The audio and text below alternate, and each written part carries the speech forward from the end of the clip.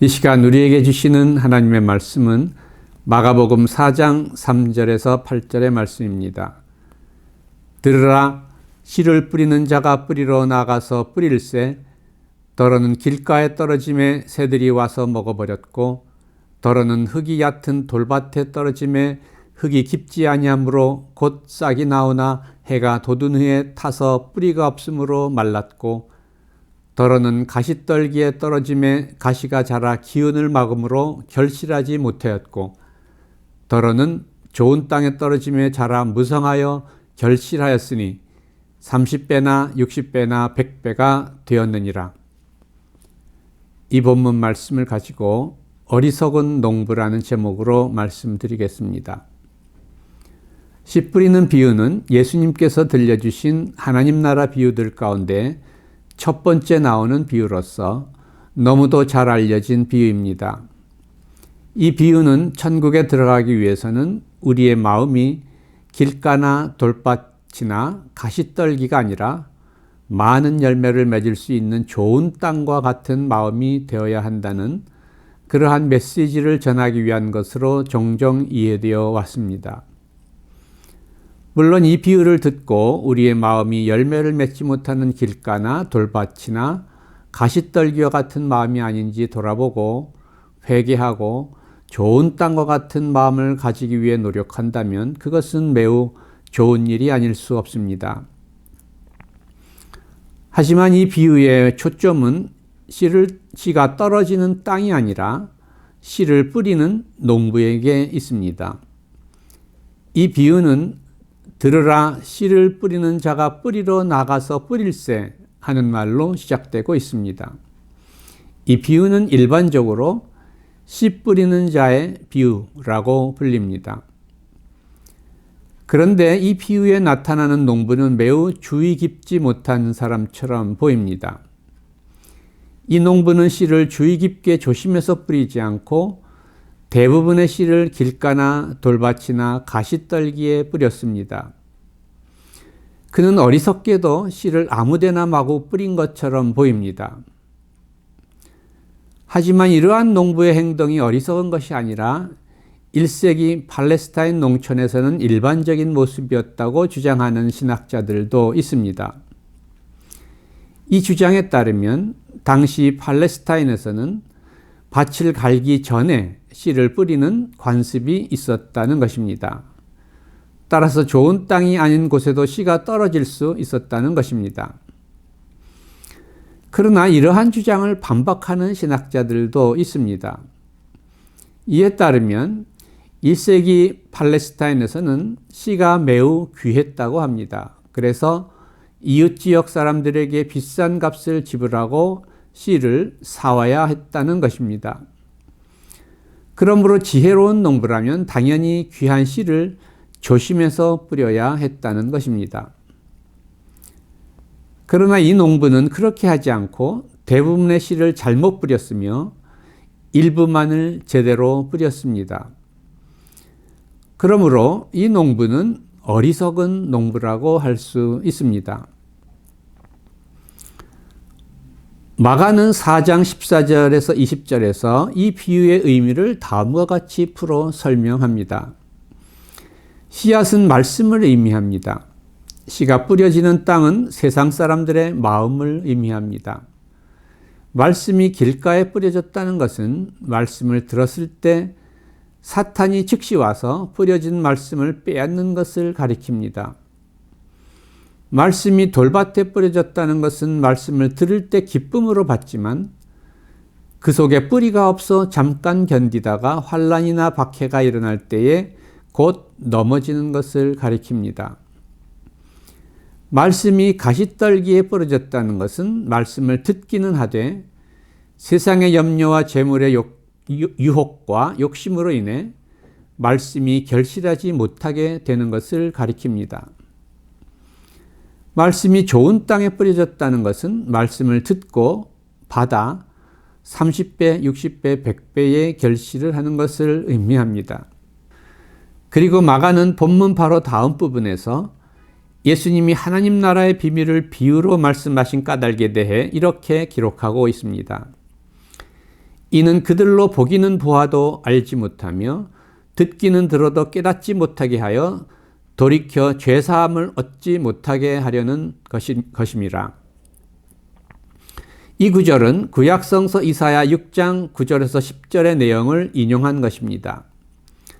이 이사야 본문에서 하나님은 성전에서 이사야를 선지자로 부르신 후에 그에게 유대 백성에 가서 말씀을 전하라고 명령하십니다. 그런데 하나님은 잘 이해가 되지 않는 말씀을 하십니다. 가서 이 백성에게 이르기를 너희는 듣기는 들어도 깨닫지 못할 것이요 보기는 보아도 알지 못하리라 하여 이 백성의 마음을 둔하게 하며 그들의 귀가 막히고 그들의 눈이 감기게 하라.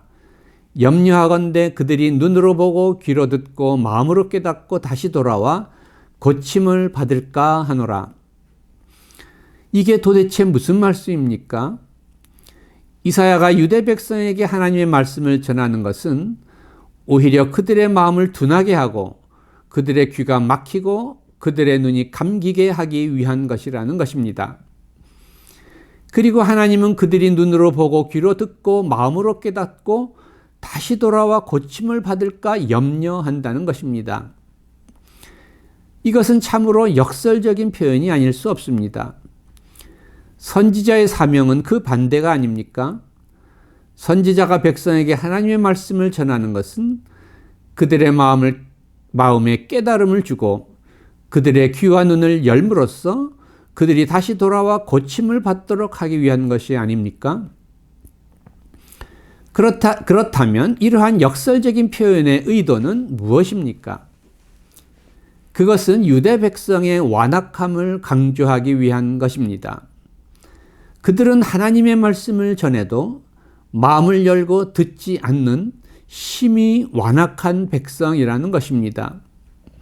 하나님은 바로 이 완악한 백성에게 이사야를 보내시는 것입니다. 하나님은 이사야에게 유대 백성이 하나님 말씀을 듣지 않을 것이지만 그럼에도 불구하고 너는 그들에게 가서 말씀을 전하라고 명령하시는 것입니다. 그들이 듣지 않을 것이지만 그래도 너는 가서 내 말을 전하라. 그리고 그들이 내가 전하는 말을 듣지 않더라도 낙심하지 말라. 이것이 하나님이 이사야를 선지자로 부르시면서 주시는 명령입니다. 마가는 예수님의 씨 뿌리는 비유를 설명하면서 바로 이 이사야 6장의 말씀을 인용하고 있습니다. 예수님의 비유는 이사야의 시대와 다르지 않은 1세기 당시의 완악한 유대인들의 모습을 잘 보여줍니다. 그리고 또한 오늘 우리 시대의 인간들도 1세기의 유대인들과 다르지 않습니다. 사람들의 마음은 길가와 같고 돌밭과 같고 가시떨기와 같습니다. 좋은 땅과 같은 마음은 심히 적습니다. 많은 사람의 마음이 길가와 같습니다. 그들의 마음은 온갖 세상의 일들로 가득 차 있어서 말씀이 마음 안에 들어올 자리가 없습니다. 그들의 마음에 떨어진 말씀은 세상적인 관심과 즐거움이라고 하는 새에 의해 곧 먹혀 버립니다. 그러므로 말씀이 그들의 마음에 심어질 수가 없습니다. 많은 사람의 마음이 돌밭과 같습니다. 그들은 말씀을 들을 때는 기쁨으로 받습니다. 그러나 그들은 심지가 깊지 못하기 때문에 말씀이 마음 깊이 뿌리를 내리지 못합니다. 그리하여 어려운 일을 당하면 쉽게 낙심하고 넘어집니다. 또한 많은 사람의 마음이 가시떨기와 같습니다. 이들은 말씀을 듣기는 하지만 세상적인 염려와 재물의 유혹과 욕심으로 인해 말씀이 자라 열매를 맺지 못합니다. 옛날이나 지금이나 이러한 사람들에게 하나님의 말씀을 전하는 것은 어리석은 일처럼 여겨집니다.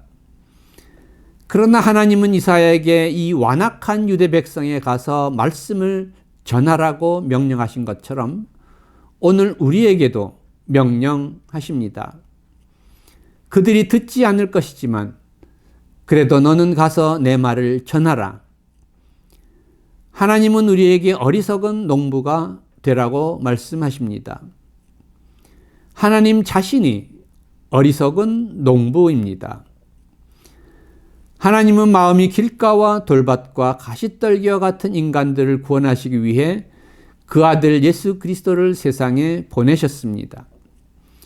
예수님은 나는 의인을 부르러 온 것이 아니라 죄인을 부르러 왔노라 말씀하셨습니다. 그리고 예수님은 완악한 인간들, 특히 유대종교 지도자들에게 심한 핍박을 받고 십자가에 죽임을 당하셨습니다. 우리 하나님은 완악한 우리 인간을 위해 그 아들을 십자가에 내어주시기까지 어리석은 농부입니다. 사도 바울은 고린도전서 1장에서 하나님께서 전도에 미련한 것으로 믿는 자들을 구원하시기를 기뻐하셨다라고 말씀합니다. 여기서 전도란 십자가에 못 박힌 그리스도를 전하는 것입니다. 바울에 따르면 십자가에 못 박힌 그리스도를 전하는 것이 유대인에게는 거리끼는 것이요 이방인에게는 미련한 것이지만 부르심을 받은 자들에게는 그리스도는 하나님의 능력이요 하나님의 지혜입니다. 그러므로 바울은 하나님의 어리석음이 사람보다 지혜롭고 하나님의 약하심이 사람보다 강하니라 라고 말씀합니다. 바울은 자기 아들을 악한 인간들을 위해 십자가에 내어주시는 하나님의 어리석음과 연약하심이 곧 인간을 구원하시는 하나님의 지혜요 능력이라고 증언합니다. 오늘 하나님은 우리에게 세상의 모든 사람에게 예수님이 선포하신 하나님 나라의 복음 그리고 십자가에 못 박히신 그리스도를 전하라고 명령하십니다. 하나님은 우리에게 길가와 돌밭과 가시떨기 같은 세상의 모든 사람에게 말씀의 씨를 뿌리는 어리석은 농부가 되라고 명령하십니다. 우리는 어느 사람의 마음이 길가인지 돌밭인지 가시떨기인지 좋은 땅인지 구별할 수가 없습니다. 우리는 좋은 땅만 골라서 씨를 뿌릴 수 없습니다. 그러므로 우리는 모든 사람에게 말씀의 씨를 뿌려야 합니다. 오늘날에는 좋은 땅과 같은 마음을 가진 사람을 더욱 찾아보기 어렵습니다. 오늘날 사람들의 마음은 세상적인 물질과 쾌락의 우상에 사로잡혀 있습니다. 돈과 재물이 이 시대 최고 가치가 되었습니다. 사람들은 기독교의 복음이 인플레나 실업과 같은 경제 문제를 해결하는데 아무런 도움이 되지 못하기 때문에 별로 필요가 없다고 생각합니다. 또한 오늘날에는 감각적인 즐거움을 추구하는 쾌락주의 문화가 전 세계를 지배하고 있습니다. 인생의 본질적 문제들에 대한 진진한 논의는 외면당합니다. 먹방이나 다른 사람 사생활 엿보기 같은 천박하고 관음증적인 인터테인먼트가 온통 대중의 눈과 귀를 사로잡고 있습니다. 2021년에 만들어진 Don't Look Up이라는 영화가 있습니다. 그 대략 줄거리는 이렇습니다. 천문학과 대학원생 게이트 디비아스키와 그의 담당 교수 랜들 민디 박사는 태양계 내의 궤도를 돌고 있는 혜성이 지구와 직접 충돌하는 궤도에 들어섰다는 놀라운 사실을 발견합니다. 하지만 지구를 파괴할 에베레스트 크기의 혜성이 다가온다는 이 충격적인 소식에 아무도 신경을 쓰지 않습니다.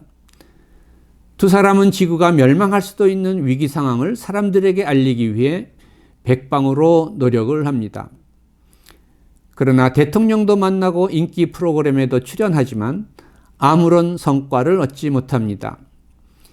혜성 충돌의 시간은 점점 다가오는데 이 중대한 뉴스는 대중의 주의를 끌지 못합니다. 경제적 이득에 눈이 먼 정치 권력과 매스컴은 대중이 위를 바라보고 현실을 직시하지 못하도록 가짜 뉴스를 퍼뜨리고 상황을 호도합니다. 그러다가 결국은 모든 인류가 비극적인 최후의 순간을 맞게 됩니다.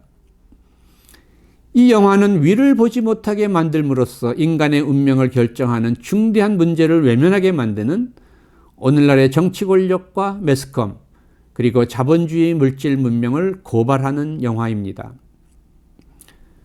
오늘날 우리 그리스도인은 세상 사람들에게 하늘을 올려다보라고 외치도록 부름을 받은 사람들입니다. 우리의 사명은 모든 사람에게 예수님의 하나님 나라 복음과 십자가의 도를 전하는 것입니다. 우리는 어리석은 농부와 같이 길가와 돌밭과 가시떨기 같은 완악한 사람들에게도 말씀의 씨앗을 뿌려야 합니다. 바울은 말씀합니다. 너는 말씀을 전파하라. 때를 얻든지 못 얻든지 항상 힘쓰라. 씨를 뿌리는 자는 하나님을 신뢰한다 라는 말이 있습니다. 우리는 하나님을 신뢰하는 믿음을 가지고 씨를 뿌려야 합니다. 예수님의 씨 뿌리는 비유는 마가복음 4장 26절 이하에 다시 나타납니다. 여기서 예수님은 그가 밤낮 자고 깨고 하는 중에 씨가 나서 자라되 어떻게 그리 되는지를 알지 못하느니라 라고 말씀합니다. 하나님 나라는 우리가 이해할 수 없는 하나님의 신비한 섭리 안에서 은밀하게 성장해 간다는 말씀입니다. 그리고 예수님은 작은 겨자씨 한 알이 심긴 후에는 자라서 모든 풀보다 커지며 큰 가지를 내나니 공중의 새들이 그 그늘에 깃들일 만큼 되느니라 라고 말씀하십니다. 하나님 나라가 작은 겨자씨처럼 미약하게 시작하지만 결국에는 창대하게 될 것이라는 말씀입니다. 좋은 땅에 떨어진 씨는 30배, 60배, 100배의 열매를 맺을 것입니다. 좋은 땅과 같은 마음을 가지고 있는 사람들은 어떤 사람들입니까? 예수님은 심령이 가난한 자, 애통하는 자, 온유한 자, 의에 줄이고 목마른 자, 긍휼히 여기는 자, 마음이 청결한 자, 의를 위해 박해를 받는 자가 복이 있다고 말씀하시면서 바로 천국이 이들의 것이라고 말씀하셨습니다. 마음이 가난하고 애통하는 마음을 가지고 온유하고 의에 줄이고 목마르며 긍휼히 여기고 마음이 청결하고 의를 위해 박해를 받는 자가 좋은 땅과 같은 마음을 가진 사람들입니다. 그리고 이들이 하나님 나라에 들어갈 것이라고 주님은 말씀하십니다. 이것이 마태복음 5장에 나타나는 산상수훈의 내용입니다. 그러나 하나님의 구원의 은혜는 단지 좋은 땅에 떨어진 씨가 많은 결실을 맺는 데 있는 것만은 아닙니다. 예수 그리스도 안에 나타나는 하나님의 구원의 은혜의 기적은 길가와 돌밭과 가시떨기 같은 마음을 변화시켜 열매를 맺게 한다는 사실에 있습니다. 우리는 예수님께서 내가 의인을 부르러 온 것이 아니요 죄인을 불러 회개시키러 왔노라 라고 하신 말씀을 다시 한번 기억해야 합니다. 마음이 길가와 돌밭과 가시떨기 같은 악인을 불러 회개시키는 것이 예수님이 세상에 오신 목적입니다. 예수님은 십자가 위에서 자기를 못 박는 악인들까지도 구원하시기 위해 이렇게 기도하셨습니다. 아버지, 저들을 사하여 주옵소서. 자기들이 하는 것을 알지 못함이니이다. 그러므로 우리가 해야 할 일은 모든 사람에게, 그리고 특히 완악한 죄인들에게 말씀의 씨를 뿌리는 것입니다. 우리가 그렇게 할 때에 하나님께서는 놀라운 구원의 은혜의 기적을 베풀어 주실 것입니다. 우리는 어떻게 그러한 기적이 일어날 수 있는지 알지 못합니다. 우리는 어떻게 그러한 기적이 일어날 수 있는지 알지 못하지만 하나님께서는 신비한 섭리 가운데 놀라운 은혜의 기적을 이루어 내실 것입니다. 하나님은 우리의 어리석은 씨 뿌림에 놀라운 은혜의 기적으로 보상하실 것입니다. 그리하여 30배, 60배, 100배의 결실이 맺어질 것입니다. 그리고 우리가 뿌린 작은 겨자씨 한 알이 공중의 새들이 그 그늘에 깃들일 만큼 큰 나무로 놀랍게 성장하게 될 것입니다. 하나님 나라는 이렇게 성장해 나아갑니다. 이것이 예수님께서 씨 뿌리는 비유를 통해 알려주신 놀라운 하나님 나라의 비밀입니다. 하나님, 저희가 예수님이 들려주신 씨 뿌리는 자의 비유에 나타나는 어리석은 농부처럼 복음의 씨를 온 세상의 모든 사람에게 뿌리는 충성된 하나님 나라 일꾼들이 되게 하여 주시옵소서. 저희가 전하는 하나님의 말씀이 무시를 당하고 배척을 당하더라도 낙심하지 말고 끝까지 신실하게 말씀을 전하게 하여 주시옵소서. 그리하여 저희가 뿌린 겨자씨 한 알이 공중의 새들이 그 그늘에 깃들일 만큼 큰 나무가 되는 놀라운 은혜의 기적이 나타나게 하여 주시옵소서. 예수님의 이름으로 기도드립니다. 아멘.